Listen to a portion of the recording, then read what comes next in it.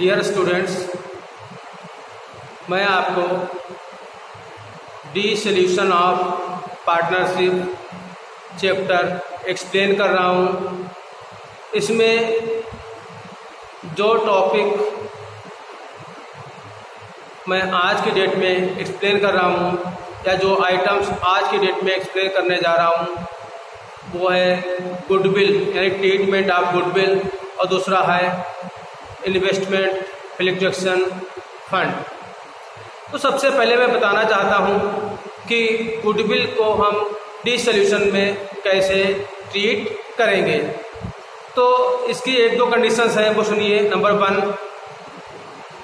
अगर गुडविल हमारी asset side में अपीयर्ड दी हुई है तो उसको सबसे पहले सभी एसेट्स की तरह हम रियलाइजेशन अकाउंट के डेबिट साइड में शो कर देंगे, और उसके बाद अगर नीचे एडजस्टमेंट में उस गुडविल के बारे में कुछ दिया हुआ है, मीन्स कि अगर वो गुडविल रियलाइज हुई है तो उसको हम रियलाइजेशन अकाउंट के बाई साइड में, बाई बैंक में हम शो कर देंगे जितने में वो रियलाइज हुई है।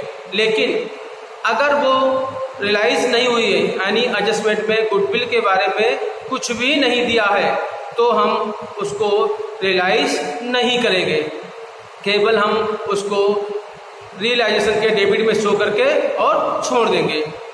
दूसरा क्या है कि मान लो हमारी जो गुडविल है वो बैलेंस शीट में गिवन नहीं है, लेकिन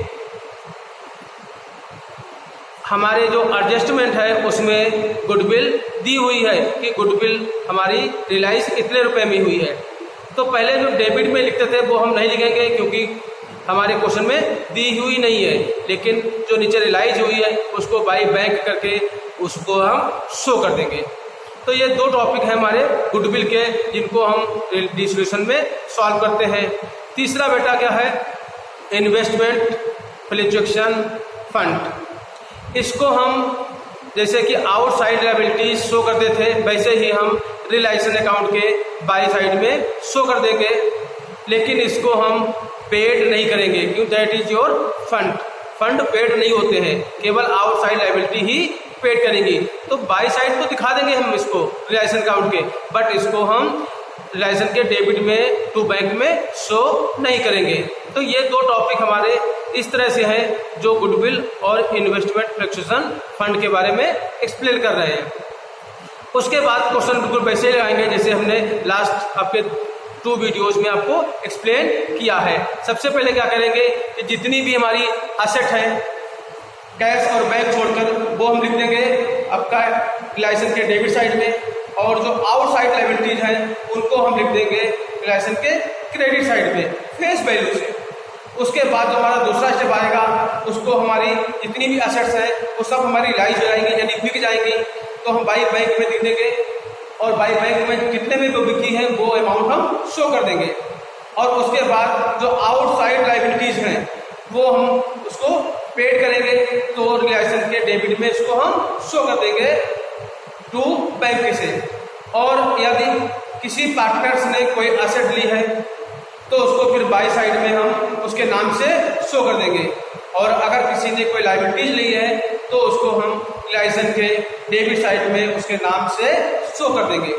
और उसके बाद दोनों का डिफरेंस निकालेंगे, तो या तो प्रॉफिट आएगा या लॉस होगा। अगर क्रेडिट साइड बढ़ा है तो प्रॉफिट होगा, और अगर डेबिट साइड बढ़ा तो लॉस होगा।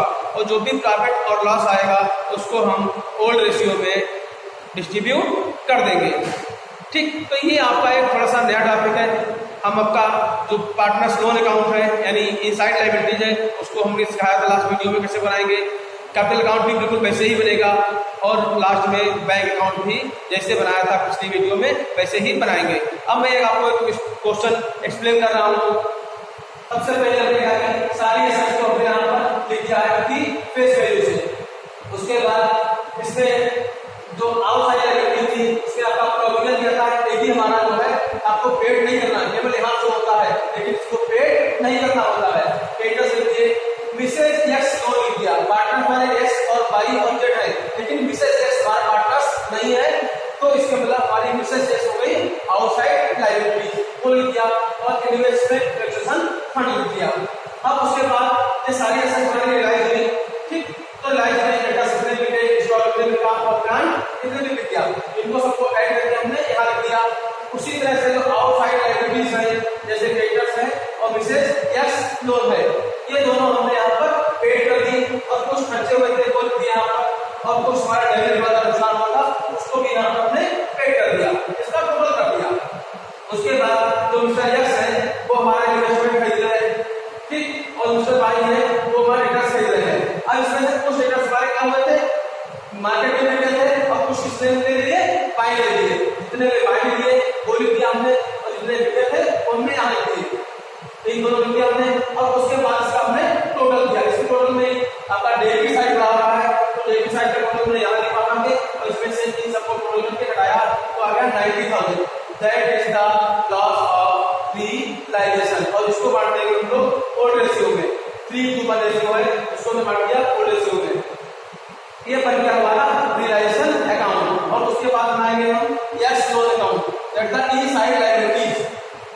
सिंपल सा बताया क्या है, क्या करेंगे, बाई बैलेंस शीट, ये लोन दिया हुआ बैलेंस शीट में उसको शो कर दिया हमने और यहाँ लिख दिया हमने टू बैंक अकाउंट, बस हमारा जो है लोन अकाउंट प्रिपेयर हो गया। उसके बाद हम बनाएंगे अपनी कैपिटल अकाउंट। सबसे पहले बाई बैलेंस शीट मिल जाए, ये आपको ओल्ड बैलेंस शीट में मिल जाएगी। उसके बाद by birth made compensation reserve WCR, आपको बताना है जनरल रिजर्व है, WCR है, ये अगर दिए हैं तो हमको जैसे बांटे थे ऑलरेडी पहले कैपिटल में वैसे ही हम इसको डिस्ट्रीब्यूट कर देंगे, लिख दिया हमने। और यहाँ पर टू रियलाइजेशन लिखा हुआ है, ये वो अमाउंट है जो एक्स और वाई ने असेट्स ली थी, यहाँ से आपको मिल जाएगा, एक्स ने लिया था आपका 25,000 का इन्वेस्टमेंट और वाई ने लिया था 4,000 का रिटर्न, तो वो हमने 25,000 4,000 यहाँ दिए।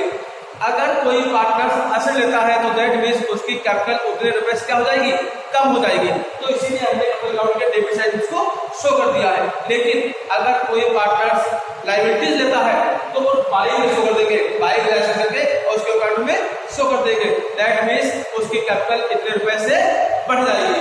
उसके बाद हमने यहाँ है टू रियलाइजेशन मींस तो यहाँ लॉस हुआ था उसको हमने क्या किया, यहाँ पर ट्रांसफर कर दिया और इसका टोटल किया और बैलेंस निकाल दिया तो मिला टू बैंक अकाउंट, यानी एक्स को इतना पैसा मिलेगा, हमारा फर्म बंद होने के बाद वाई को इतना मिलेगा और जेड को इतना मिलेगा, ठीक। उसके बाद हम क्या बनाएंगे बैंक अकाउंट।